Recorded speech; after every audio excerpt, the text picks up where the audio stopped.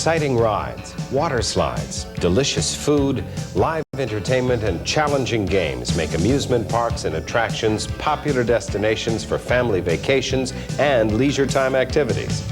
Each year, millions of people come to places such as these from across the country and around the world.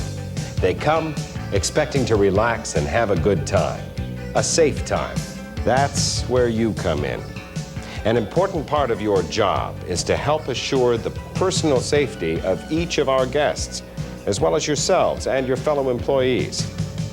Remember this important fact. Happy people doing pleasant things are not thinking about their personal safety. As funny as this incident may appear, this situation could have led to a serious injury. Remember, an accident is an incident that shouldn't have happened. That's why we believe that accident prevention must be the #1 goal on our minds at all times. During the course of this safety overview orientation, be aware that even though the rides and water attractions have been filmed at different facilities, the safety principles that apply are interchangeable for all rides, water slides, and all amusement facilities. Every employee is not only responsible for enforcing the safety regulations and procedures that apply to their ride, slide, or job station, but also for those that apply to the facility as a whole. Over the years, we've seen guests do some pretty strange and unsafe acts. Some safety concerns resulting from guest actions may best be illustrated by watching a guest named Elwood enjoying his day. Running, jumping on or off a moving ride, sitting on rails or fencing, failure to keep hands or arms inside the ride, overcrowding of seats or other areas, removing safety belts or straps, food or drink at rides, forcing a frightened guest to ride,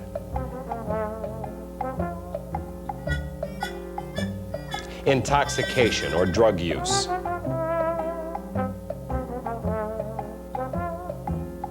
and improper dress, such as no shirt or shoes. The goal, of course, is to have no Elwoods. It's your responsibility to always be alert for and attempt to prevent or correct these actions. A courteous verbal reminder may be all that's needed. In addition to general safety, you as employees are responsible for the safety regulations, procedures, and inspections that apply to your equipment or job station. All safety features must be thoroughly checked and the inspection documented on the appropriate form. All required safety equipment and signs must be in place. All equipment must be test run in all modes of operation before anyone, even an employee, is permitted to ride. To assure the safety of our guests, the smallest malfunction must be investigated and corrected by qualified personnel before operation may continue. It's extremely important to watch small children carefully because these little people do not see the need for caution. Before starting your ride, all attendants must check all safety belts, lap chains, and safety bars. Never rely upon any adult or guardian attending children. You make the check. After you've checked all the seats and before starting your ride, look one more time to make sure no one has moved out of their seat. Operators on children's rides must be very alert at all times. When working on larger rides or water slides with other operators or attendants, you should use the appropriate hand signals to indicate when the final safety check has been made.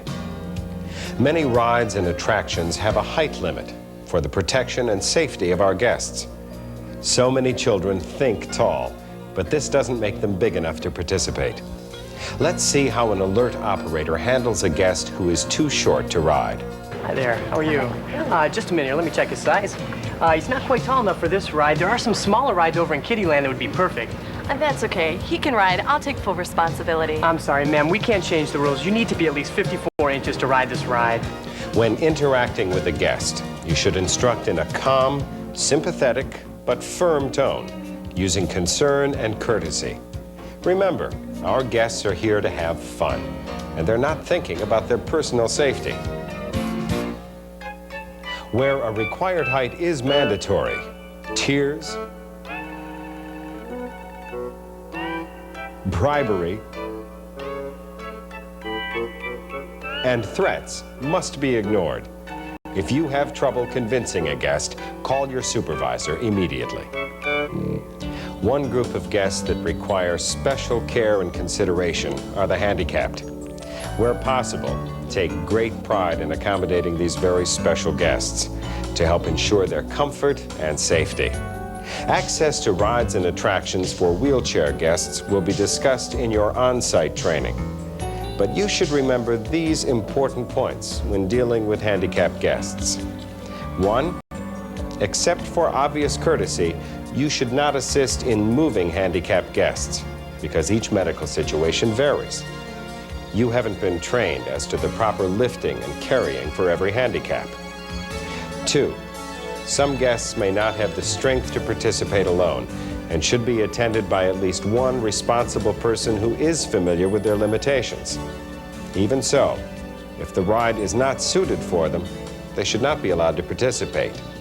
And 3, follow specific procedures as outlined by your instruction manual or supervisor. Signs may inform guests as to the kind of ride they can expect to experience. It's part of your job to help guests make an educated decision as to whether they should or should not participate at a certain attraction. Remember, it's your responsibility to enforce all safety policies and help guests understand them. As employees, you have some other responsibilities as well. First, dress neatly. Guests will relate your personal appearance with safety and your authority. Always look your best. Which employee do you think our guests will respect and obey more readily? Know the layout and location of all attractions and facilities. Could you tell me where the closest restrooms are? Sure. Just walk down to the end of these buildings and turn to your right. Oh, thanks. You're welcome. Be sure to read and study all manuals and handbooks and review procedures and policies frequently. Never operate equipment unless you've received complete training and authorization. Take all training seriously. Ask questions about anything you don't understand. And always operate your ride or equipment exactly as you were trained. It's very important that you allow no one else to operate your equipment who has not been thoroughly trained and authorized. Remember, we're depending on you for the safety of our guests and fellow employees. Be alert and attentive at all times. Never divert your attention from your job or be distracted by friends who may try to get your attention during work hours. Hey, Jim, what are you and Sue doing tonight? I can't talk to you right now. You'll have to catch me on my break. Stay seated, please. Stay alert. Be aware of the proper action to take in case of an incident. Know the procedure for stopping and quick evacuation of your attraction. Operating your equipment demands your complete attention. Remember, a well-trained employee can often spot potential safety problems before they occur. There's more to your job than just safety. Relating to guests who are unhappy or injured must be done in a manner that will reduce tension. Let's take a look at a wrong way and a right way to handle a delicate situation. That was pretty stupid, lady. This wouldn't have happened if you wouldn't have tried to get off the ride while it was still moving. Well, nobody told me. There weren't any signs. Signs? You don't need signs. You need common sense. Common sense.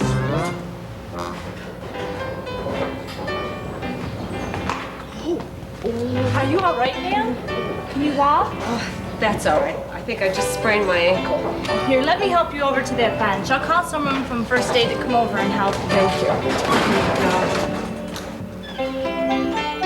Remember, when relating to guests in any situation, what you say and how you say it can matter a lot in reducing tension and keeping guests happy. In addition to our guests, you have the responsibility to safeguard yourselves against possible dangers and health hazards. Some general guidelines to follow are: follow all instructions given during your orientation and on-site training.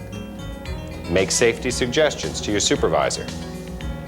To reduce the chance of heat stroke or exhaustion, make sure you eat properly. Drink plenty of water. Never operate equipment without receiving the proper training and authorization from your supervisor. Unless directly involved, stay away from construction sites. When you are working around construction projects or when the situation warrants, be sure to use proper safety equipment, such as safety glasses, gloves, a hard hat, or ear protection.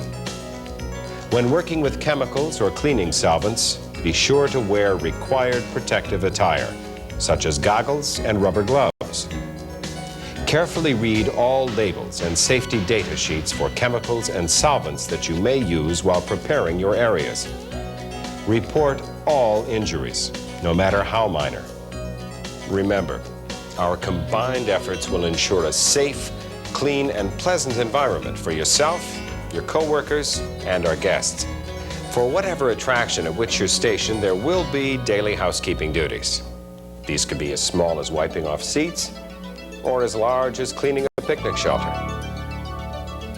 But each one is just as important to the safety and comfort of our guests. Report major cleanliness problems and hazards, such as spills on walkways and overflowing restroom facilities, to the appropriate personnel. Practice good housekeeping throughout your shift by picking up cups, papers, and other trash from around your attraction or wherever you see it. Remember, clean is safe. Another important area to discuss is maintenance. While maintenance personnel are the only ones who will be making actual repairs, there's a lot you can do to make sure our rides and equipment keep running safely. First, carefully complete all safety checklists. Read each item when you make the check, and then mark it off as you do the inspection. Be especially alert for loose, broken, or missing nuts and bolts, tripping hazards, sharp edges, worn safety straps or seat belts. In addition to the routine inspection, all equipment operators should constantly watch for needed repairs during the day. Immediately report any unusual noises, sharp edges on water slides, or other problems to your supervisor.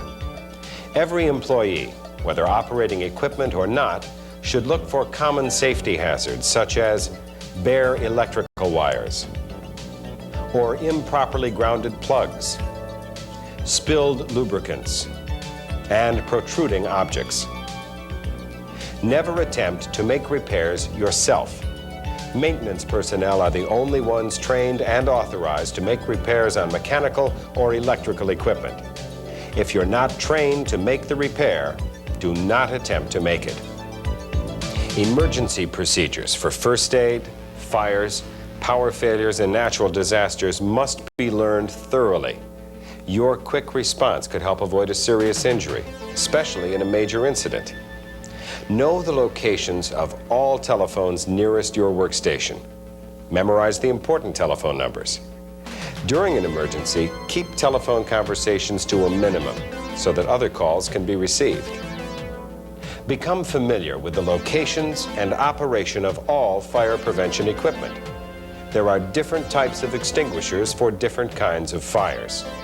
Water, CO2, dry chemical, the most common, and halon, which is used for computer or electronic fires. Most extinguishers work by pulling the pin, pressing the lever, and directing the discharge at the base of the flame. Make sure that used or discharged extinguishers are returned to the appropriate department for replacement or refilling. If you work inside, make sure that fire exits are not blocked and that all exit signs are working. You should learn the exact policies and procedures regarding the safe handling of fires. With regard to first aid, know the company's first aid policy. It's a good idea to learn and understand basic methods of life-saving, such as CPR, the ABCs, that is, airway, breathing, and circulation, and the Heimlich maneuver. General accident procedures should include stop operation of the ride, slide, or attraction. Assist the injured. In the event of a serious injury, such as major trauma, broken bones, or head, neck, or back injuries, do not move the injured person, as this may increase the extent of the injury. Call security or first aid. Report the incident to management. Get names and addresses of all witnesses, and try to retain them if possible for investigative personnel. Above all, do not discuss the incident or make statements to anyone except authorized personnel from our company. Another incident that requires immediate attention is a power failure. It's a good idea to have authorized personnel turn off circuit breakers to prevent accidental startup or damage to equipment when power resumes. You'll learn more about this in your on-site training. Assist guests in exiting rides and darkened buildings. When the power comes back on, you'll be given permission to test run the equipment, after which you may resume normal operation. Remember, after a major power failure, you must make another test run of your equipment in all modes of operation. During this presentation, you've been given an overview of amusement facility safety. After working a few weeks, you'll develop a sixth sense regarding guests and their movements. And as you perform your duties, you'll learn to be more aware of what's happening near and around your workstation. You will be thinking safety. Leisure and recreation employees are special people. They are alert. They use good judgment. Their appearance is pleasing, and they are courteous to our guests. Because our guests get special treatment, they keep returning to amusement facilities and attractions around the world. Because of you, our guests know they are welcome. They know they will have a good time. And even though they don't think about it, they know they will be safe.